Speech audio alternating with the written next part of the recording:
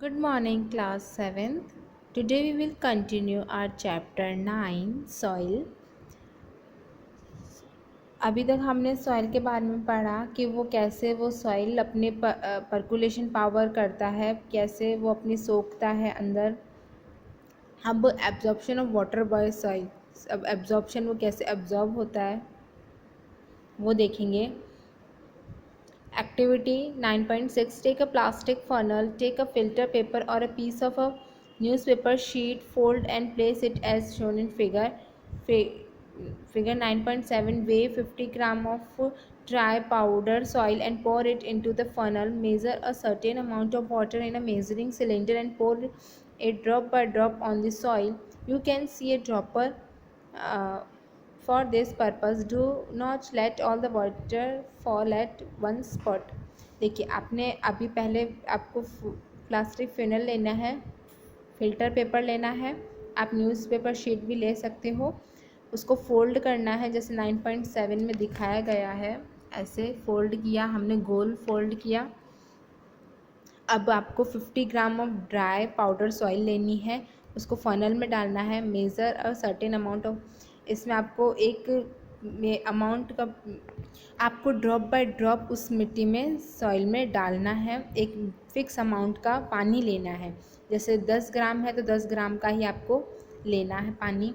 Pour water all over the soil, आपको पूरे soil में डालना है। Pouring water till start dripping, जब तक आपको डालना जब तक वो ड्रिपिंग यानी कि नीचे तक नहीं आई, जैसे ये टप नीचे ड्रॉप बाय ड्रॉप नहीं गिरने लगे तब तक आपको डालना है। Absorption of water in the soil, आपको एब्जॉर्प्शन, ये देखिए एब्जॉर्ब कितना कर रहा है वो। फिर जैसे आपने 50 ग्राम, अगर आपने 100 ग्राम आपने वाटर लिया है, 50 ग्राम सॉइल ली, 100 ग्राम वाटर लिया, तो आपको देखना है कि वो कितना एब्जॉर्ब करता है। Subtract the amount of water left in the measuring cylinder from the amount of started with. This is the amount of water retained by the soil. Record your result in your notebook in the following manner.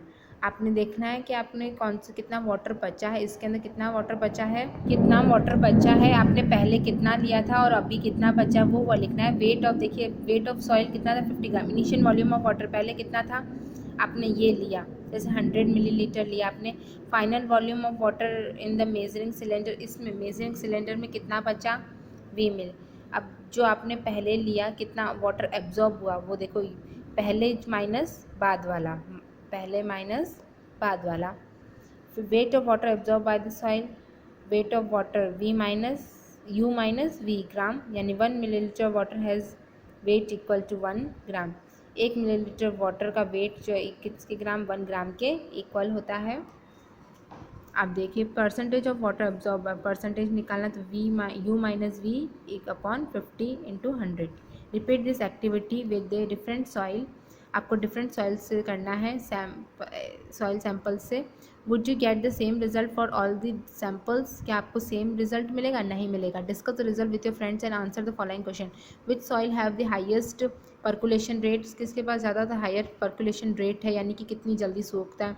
Which soil would have lowest percolation rate, सबसे lowest percolation rate किसके पास। Would you hear from the neighbourhood that 8 to 10 days after rain the level of water in the pond or well rises. Which type of soil will allow water to reach a well faster and greater amount। देखिए बुझो सुनती है कहीं से 8 से 10 दिन में rain water जब था तो वाटर का लेवल जो था पॉन्ड और वेल में वो राइज हो गया, बढ़ गया, तो उसमें कौन सी सॉइल होगी जिसमें फास्टर और ग्रेटर अमाउंट में मतलब पानी जाएगा। Which type of soil retain the highest amount of water and which retains at the least, किसमें ज़्यादातर अमाउंट तक वाटर रहता है और किसमें कम अमाउंट में वाटर रहता है। वाटर जो है वो कम लेता है, हाईएस्ट जो कोई कौन सी सॉइल जो वाटर हाई ज़्यादा लेती है और कौन सी कम लेती है। Can you guess any method to let more rain water percolate and reach the water underground, आप क्या सजेस्ट कर सकते हो कि हमारे कोई ऐसे कि रेन वाटर जो है वो नीचे बहुत ही जल्दी चला जाए, पर्कुलेट यानी नीचे अंदर चला जाए और वाटर अंडरग्राउंड वाटर तक चला जाए, क्या ऐसा कोई मेथड है। Soil and crop, different types of soil are found in different parts of India, अलग अलग पार्ट्स में अलग अलग सॉइल्स फाउंड होती है. In some part there is a clayey soil, कुछ पार्ट में clayey soil, in some part there is a loamy soil, in some part there is a sandy soil. कुछ पार्ट में loamy soil है, कुछ part में sandy soil है. Soil is affected by wind, soil जो होती है किससे अफेक्ट होती है, विंड से, रेनफॉल से, टेम्परेचर, लाइट, ह्यूमिडिटी से है. These are some important climate factors which affect the soil profile and bring changes in the soil structure. The climate factors as well as the components of the soil determine the various types of vegetations and crop that might grow in any region. ये reason हो सकते हैं कि soil जो soil profile है वो इनकी वजह से चेंजेस आ सकते हैं, इनमें चेंजेस आ सकते हैं सॉइल के स्ट्रक्चर में, टेम्परेचर की वजह से, कहीं पर टेम्परेचर ज़्यादा होता है, कहीं पर टेम्परेचर कम होता है. कंपोनेंट्स ऑफ सॉइल में भी ये भी हो सकता है कि कंपोनेंट उसमें क्या क्या होते हैं, किसी में क्ले ज़्यादा होता है, किसी में कम होता है, किसी में जो छोटे छोटे पत्थर होते हैं वो ज़्यादा होते हैं, जो स्टोन्स होते हैं वो. Clay and loamy soils are both suitable for growing cereals like wheat and gram. Clay और लोमी सॉइल्स जो होते हैं ना वो उसमें बहुत ज़्यादा मिनरल्स होते हैं, वो व्हीट और ग्राम के लिए बहुत ही सूटेबल है. Such soils are good at retaining power, ये रिटेनिंग वाटर यानी कि पानी रखने में बहुत ही ज़्यादा होते हैं. For paddy soil rich in clay and organic matter have a good capacity to retain water are ideal.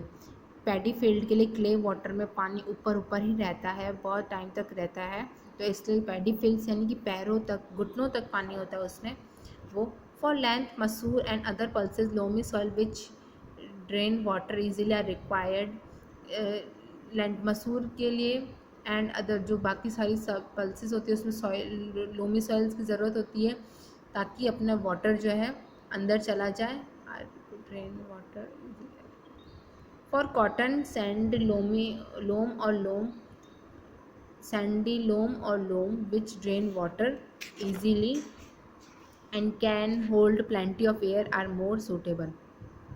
इसमें पानी जल्दी चला जाता है अंदर और इसमें प्लेंटी ऑफ एयर, बहुत सारी एयर होती है जो कि बहुत ही सूटेबल होती है. Crop such as wheat as grown in the fine clayey soil because they are rich in humus and are very fertile. Find from your teacher, parents and farmers the types of soil and crops grown in your area. Enter the data in the following table. What kind of soil should be most suitable for planting rice? Soil which with a higher or lower rate of percolation. ये आपको fill करना है यहाँ पे कि यहाँ पे कौन सी सॉइल्स हैं और यहाँ पे क्रॉप कौन सी उसमें ग्रो होती है. Soil erosion the removal of land surface by water, wind और ice is known as erosion. Soil erosion का आपको मतलब पता है कि अगर सॉइल का ऊपर वाली जो upper most layer of soil है वो रिमूव हो जाती है हवा से, पानी से या किसी और रीज़न से, विंड से, आइस से. Plant roots firmly bind the soil, plants roots जो होती है वो अच्छे से बाइंड करती है सॉइल को. In the absence of plants की कमी के कारण सॉइल बिकम लूज, सॉइल जो होती है वो लूज़ हो जाती है अगर फिर वो उड़ने लगती है. So it can be moved by wind and flowing water, ये पानी की मदद से या वाटर की विंड की मदद से उड़ने लगती है, हटने लगती है. Erosion of soil is more severe in areas of little और नो सरफेस वेजिटेशन. ये यहाँ पे सॉइल इरोजन जहाँ पे होता है, वहाँ पे होता है जहाँ पानी, पेड़ पौधे कम होते हैं या फिर पेड़ पौधे होते ही नहीं हैं. सो कटिंग ऑफ ट्रीज और no surface such as desert और बेयर लैंड. डेजर्ट में होता है ऐसा, और बेयर लैंड मतलब कि जहाँ पे कोई पेड़ पौधे नहीं हो. So cutting of trees and deforestation should be prevented and effort should be made to increase the green area.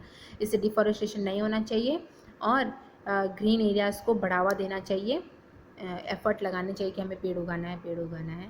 Next question answer है वो हम नेक्स्ट क्लास में करेंगे.